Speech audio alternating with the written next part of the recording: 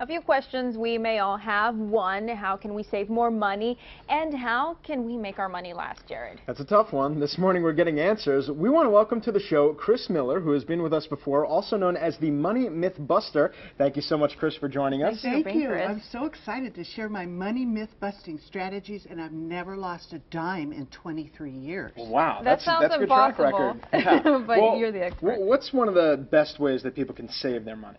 Do you know that there are actually places that you can invest your money and make 7% interest compounded for an income you'll never outlive? I didn't know that.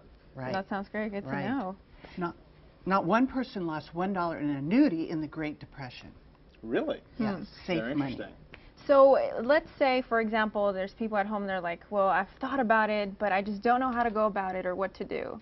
Well, you know, in my book, Ready for Pretirement, I have put my whole business in a book so that people can learn and empower themselves and learn these strategies because they really are hidden. They're not out there, and that's the purpose, to get this information out so people have safe money. And would you agree that now that we are in tax season, there are a lot of things that folks can do to get more money back or not lose as much money to the government? Absolutely. What people do is they spend more money than they have. They get into debt.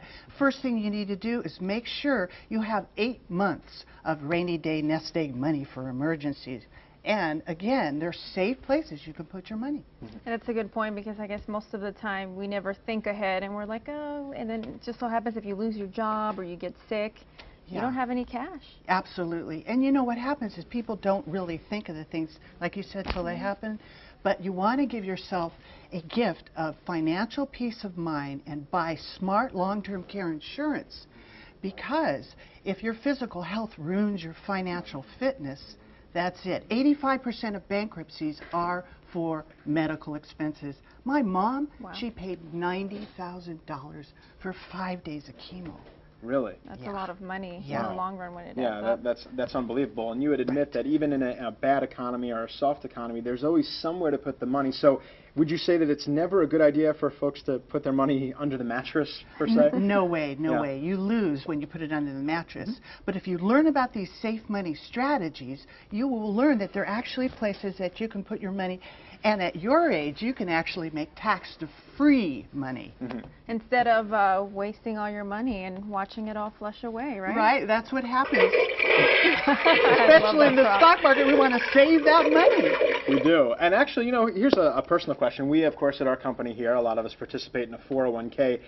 Do you think that's a good idea these days? I think that it's good when they match the money, but I also think that you could create, especially you guys at your age, an index universal life insurance policy where you can get tax-free money. I had a client, he's 38, puts $500 a month in, and when he was 67, he's set to get $82,000 a year for the rest of his life. Wow. Tax-free. 100% tax-free.